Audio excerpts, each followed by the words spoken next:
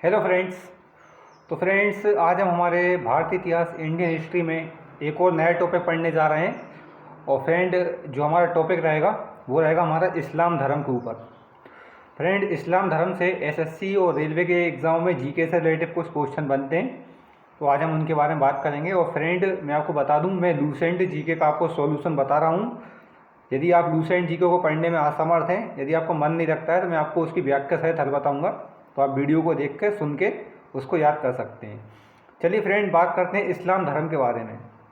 Friend, इस्लाम धर्म की बात करूं तो इसमें दिया है कि इस्लाम धर्म का जो संस्थापक था वो कौन थे? हज़रत मोहम्मद साहब थे। कौन थे? हज़रत मोहम्मद साहब इस्लाम धर्म के संस्थापक थे।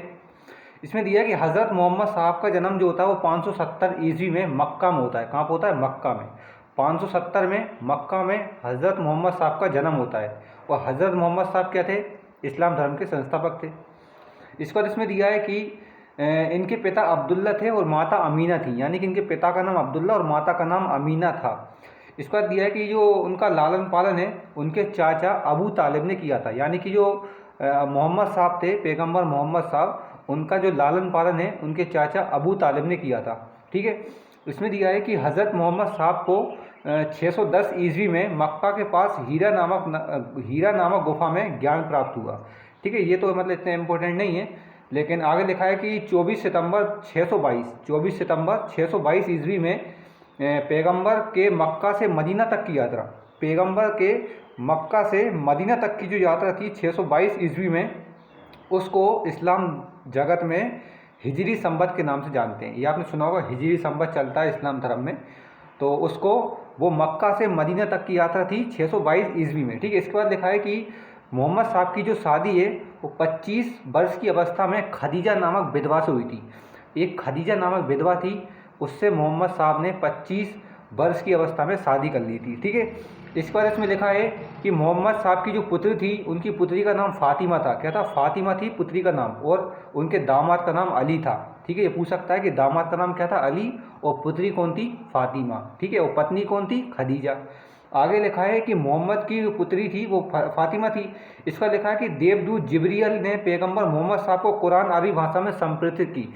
जो कुरान थी वो अरबी भाषा में मोहम्मद साहब को किसने दी थी? तो वो दी थी जिब्रील ने। ठीक है। कुरान इस्लाम धर्म का क्या है? एक पवित्र ग्रंथ है। जैसे हिंदू धर्म का रामायण है, वैसे ही इस्लाम धर्म का क्या है? कुरान है। इस बार इसमें 114 अध्याय बैठी है, इसमें 114 पार्ट हैं, जिसमें 6360 क्या है? पद हैं। इसके बाद मोहम्मद साहब ने कुरान की शिक्षा को उपदेश दिया, ये तो एक नॉर्मल बात है। हज़रत मोहम्मद साहब की जो मृत्यु है वो 8 जून 632 में हो जाती है। कब हो जाती है? 8 जून 632 में मोहम्मद साहब की मृत्यु हो जाती है। इन्हें मदीना में दफनाया गया। इन्हें कहाँ दफनाया गया? मदीना में दफनाया गया। आपने मक्का मदीना का नाम सुना ही होगा। ठीक है। मोहम्मद साहब की मृत्यु के बाद इस्लाम जो था वो सुन्नी और शिया में बट गया था। इस्लाम सुन्नी और शिया में बट गया। ठीक है। इसके बाद लिखा है कि सुन्नी उन्हें कहते थे जो सुनने में विश्वास करते थे। ठीक है।